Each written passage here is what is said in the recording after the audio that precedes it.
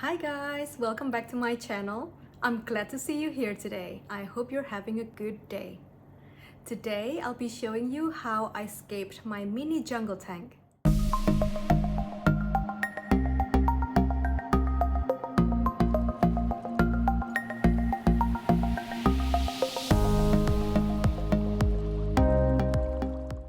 So if you're new to aquascaping, this shouldn't be too hard to follow.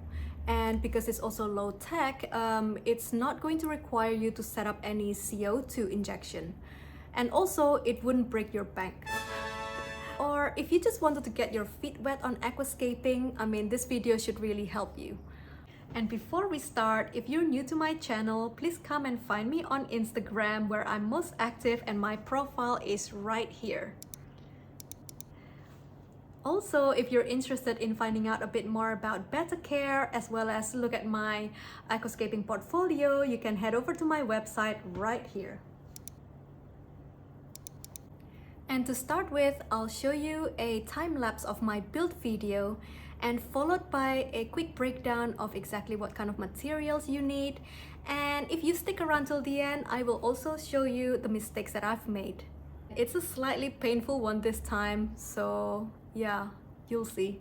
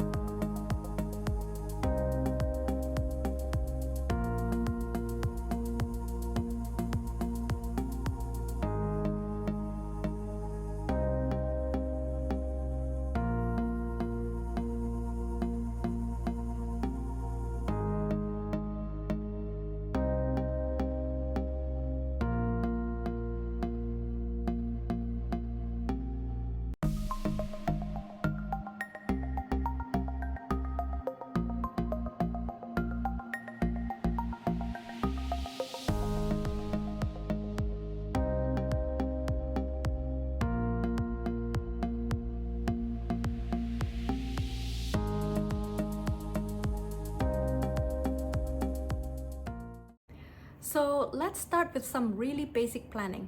And if you're an advanced scaper, perhaps you might want to skip this part. I always start with a vision. So just make sure that you look around for the kind of style that you like and make sure that you are aware of its maintenance requirements as well. And not only that, obviously budget plays a big part in it. You don't want to be spending way too much and then down the line you might actually just wanted to change it and it's just not very practical. So I also always start with consideration of the inhabitants for your tank. And it's fine if you're just designing an aquascape that wouldn't have any fish in it. I always try and design my aquascapes based on a betta fish, and as you know, I'm a huge fan. So I always think about what kind of requirement does a betta actually have. So for example, I know that I will be having a male dumbo ear betta in this tank, which means that because they're not very good swimmers, I need to make sure that there are lots of like perching spaces and spots, and a tank that's not too deep, and a lot of hiding spots as well for him. So let's talk about the tank. I am using a 40 by 28 by 25 centimeters tank and has a capacity of around 28 liters or 7.5 gallons roughly. And this is a perfect size for one male betta or a group of tiny little nano fish or some shrimps. Next, let's talk about the position of your tank. Is your tank getting direct sunlight? Because you may actually get an algae problem if it's directly in the sun. Is it child or pet friendly? Just want to make sure that your aquarium also has solid base so that it doesn't actually just fall off at some point. You might also want to consider the distance between your tank and the electrical mains. This is specific to betta owners. I would say that if you can, pick an area that's a little bit busier. So if you're keeping one solitary male betta in your tank, you just want to make sure that he doesn't get lonesome in the dark corner somewhere, that he can actually see a lot of activities daily. I placed my tank on a wooden console that's directly in front of my dining table. So it just means that the whole family can enjoy the view whilst dining. The betta can also enjoy the view of the whole family dining, which is most of the time during the day. Let's talk about the materials, and this includes the electricals, equipments, as well as the hardscape and natural elements as well. I've picked a low-tech setup for this tank and used only a filter and a lighting unit. And if you're living in a cold climate, just be sure to add a heater just to make sure that if you're keeping tropical fish, that the temperature remains consistent throughout the day. You know how you say about a person being beautiful and that he or she has really good bone structures? Well, same thing can be said about aquascaping. This is what the ornaments represent in aquascaping. The plants are not enough just to secure the aesthetic of the scape. You definitely need some rocks, wood, gravel, and other things to make them look as unique as possible and arrange them in a very unusual way that is aesthetically pleasing. I've used some rasamala wood, which is highly available here in Bali. I would recommend that you do your research on the type of wood that is available in your area and also that fits your aesthetics and the budget. For the use of wood, I would definitely recommend soaking it in water prior to its use, or some people actually find boiling it remove a lot of the tannins and also gets rid of all the bacteria within it. Whilst others actually prefer a more natural look, which means that they don't mind the tannin water. And some people actually find that quite off-putting and they just want an absolutely clear water at all times. The tannin is beneficial for your bettas, so I actually don't mind that at all. I've also used some Ceru rock. Ceru? Ceru rocks? Is that what you say? I've also used some Ceru rocks as well as pumice gravel that is mixed with river gravel as well. This is just to give a variety of texture and colors to the bottom layer. I've also used a really soft textured sand called Yamaya sand here in Bali. And it gives a really nice contrast to the natural look that I'm after as well. For plants, I've used epiphytic plants such as Java fern, some moss, as well as Anubias species. And this is really beneficial for me with my low-tech setup because they don't actually require highlights. They are also happy to be placed on a wood or rocks. Other benefit includes not having to plant them within a substrate. So if you decide not to use a substrate like I do, then that's absolutely fine. They will definitely thrive in your tank without CO2. Aquascaping is a form of art, and let your creativity flow. I like this layout with a jungle theme in mind, which means that I do also like bigger wood pieces that is protruding from outside of my water level, just to kind of make sure that it blends in with its surrounding and it still has that kind of wild look.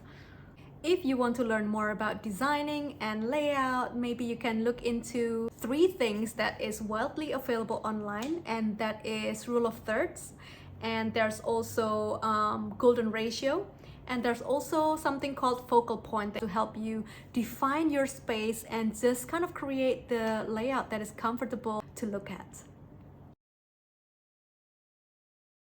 So let's get on to the learning part. As I've recently moved to Bali, I'm also learning a ton of new things, including the type of products that are available here. So I purchased this pack of powder, which is a bacterial starter kit, and failed to read the instructions. So I had thought that you could just add the sachet onto the water and mix it around and that'll be it.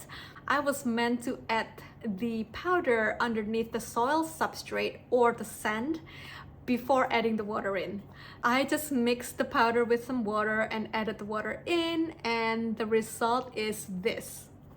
Well, as you can see, it does get a bit messy, and over time it did clear up, but it did take some effort to remove all the debris and really unsightly white stuff that is sticking practically on every single ornament. So lesson learned, always read the instructions. Final words. As with everything in life, it does take a lot of time, dedication, and extensive research in getting great results over time. So don't give up and keep trying. Keep making those mistakes and keep experimenting with new stuff, because that's the best way to learn. Also, over time, you'll start defining your own creation process and aquascaping style and rhythm. Guys, thank you so much for watching right till the end. I hope you find this video useful, if not mildly entertaining. And also, please share, comment, and like my video. And if you haven't already subscribed, please subscribe to my channel because it will really help my channel grow. I post my video every Saturday, so please turn on your notification to be notified of my latest. Thank you again for watching, and I'll see you in the next video. Bye-bye!